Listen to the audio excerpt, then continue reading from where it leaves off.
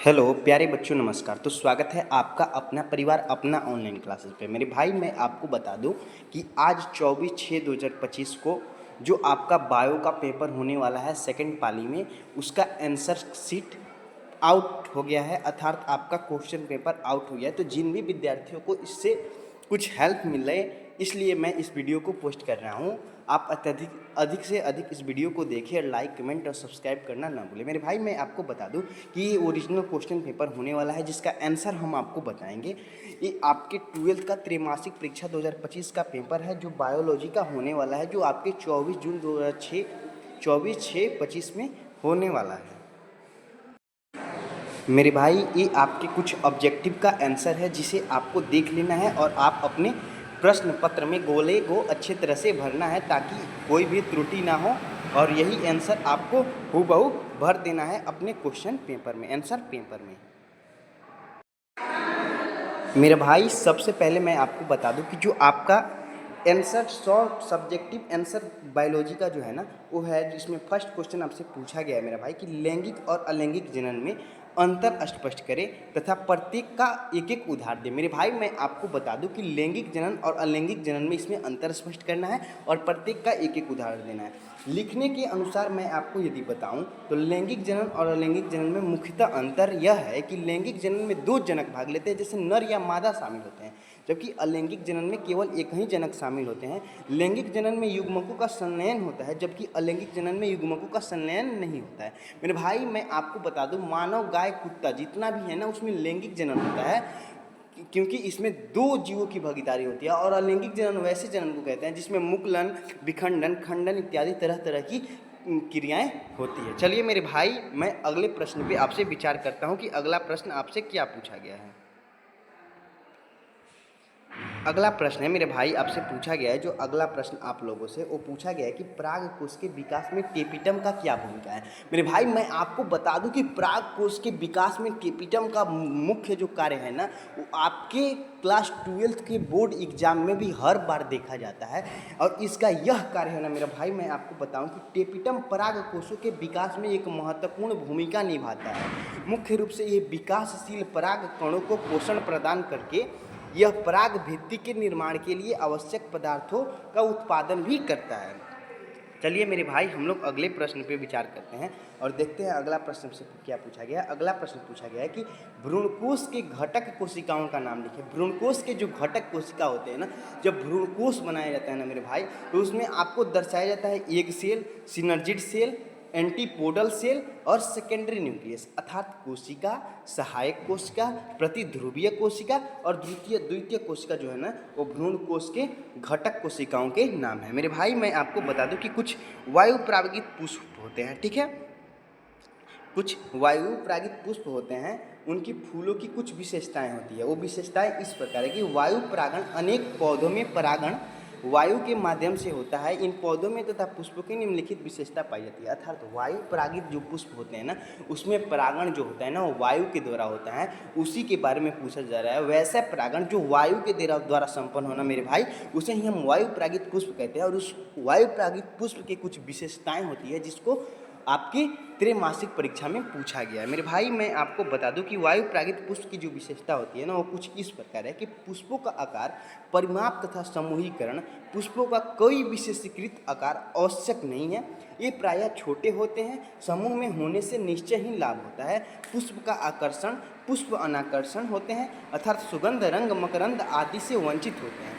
इनके बाह्य दल आदि छोटे तथा अनाकर्षक होते हैं अथवा अनेक बार ये अनुपस्थित होते हैं। वर्तिका तथा वर्तिकाग्र पंखवत वर्तिकाएं प्रायः परिपक्व होने पर पुष्प के बाहर आ जाती है, ताकि वायु से पराग कणों की सुगमता से ग्रहण कर सके। मेरे भाई, मैं बता दूं कि जो आपका चौथा पॉइंट है कि पुंकेसरों के तंतु लंबे होते हैं। परागकण पराग कणों के निर्माण अत्यधिक मात्रा में होता है, क्योंकि वायु के माध्यम से इनकी हानि बहुत अधिक होती है। वायु परागण हल्के शुष्क होते हैं, ताकि ये वायु से आसानी से उड़ सके। पाइनस में परागकण सपंख होते हैं। पाइनस जो होता है ना, उसमें परागकण जो होते हैं ना, वो सपंख होते हैं मेरे भाई। चलिए हम लोग अगले प्रश्न पर विचार करते हैं और अगला प्रश्न देखते हैं हमसे क्या पूछा है बिहार बोर्ड इस बार। अगला प्रश्न है मेरे भाई कि शुक्र जनन क्या है और इसकी मुख्य अवस्थाओं को लिखें। शुक्र जनन कहने का मतलब है एक वह प्रक्रिया है ना जिसके द्वारा शुक्राणुओं का निर्माण होता है।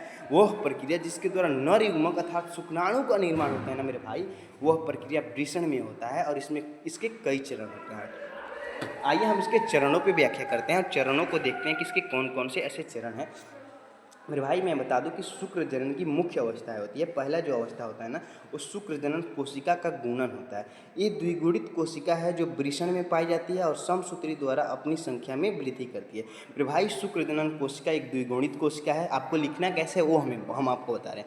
शुक्र जनन कोशिका एक द्विगुणित कोशिका है जो वृषण में पाई जाती है और समसूत्री विभाजन के द्वारा अपनी संख्या में वृद्धि करती है। मेरे भाई मैं आपको बता दूं कि दूसरा जो आपको लिखना है वो लिखना है प्राथमिक शुक्राणु कोशिका अर्थात प्राइमरी स्पर्मेटिक सेल।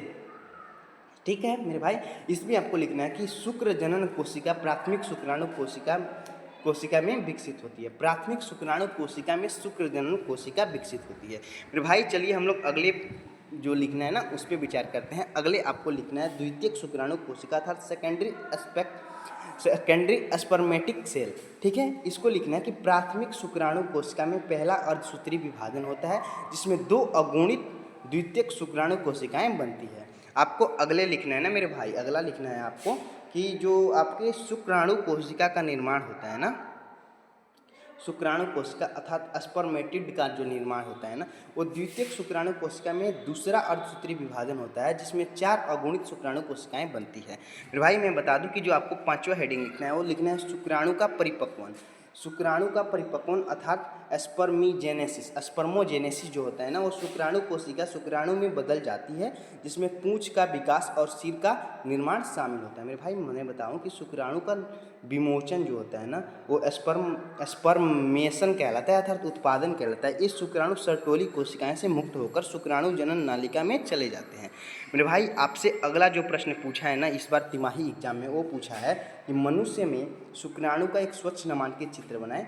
तो इसको बनाने से पहले आपको कुछ बातें इसमें लिख डालनी होती है जिससे आपको एग्जामिनर जब प्रश्न चेक करेगा ना तो अच्छा मार्क्स देगा। मेरे भाई मैं आपको बता दूं जो मोटेल होते हैं ना तथा अगुणित नर युग्मक ये होते हैं और मानव शुक्राणु की संरचना स्ट्रक्चर ऑफ ह्यूमन स्पर्म जो होता है ना वो मानव के शुक्राणु लगभग 60 माइक्रोमीटर लंबा होता है। शुक्राणु को 4 भागों में बांटा जा सकता है, शीर्ष में, ग्रीवा में, मध्य भाग में और पूंछ में। ये रहे आपके शुक्राणु के संरचना जिसे आपके बिहार बोर्ड जो तिमाही के एग्जाम हो रहा है कक्षा 12 के बच्चों का उसमें आपको यही फिगर बना लेना है। चलिए मेरे भाई अगला प्रश्न आपसे पूछा गया है ना आप बिहार बोर्ड तिमाही के एग्जाम में कि जनसंख्या विस्फोट के कारण क्या है।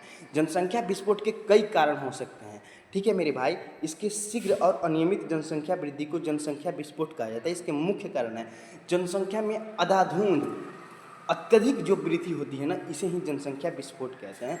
आजकल जनसंख्या विस्फोट का जो चरण है ना वो बहुत ही हाई हो गया है। मेरे भाई मैं आपको बता दूं कि रोगों व महामारियों पर नियंत्रण, कृषि का विकास, संचार व आवागमन के साधन, उच्च जन्म दर, निम्न मृत्यु दर और मनुष्य का वर्ष भर मैथुन काल होना यही जनसंख्या विस्फोट के कारण है।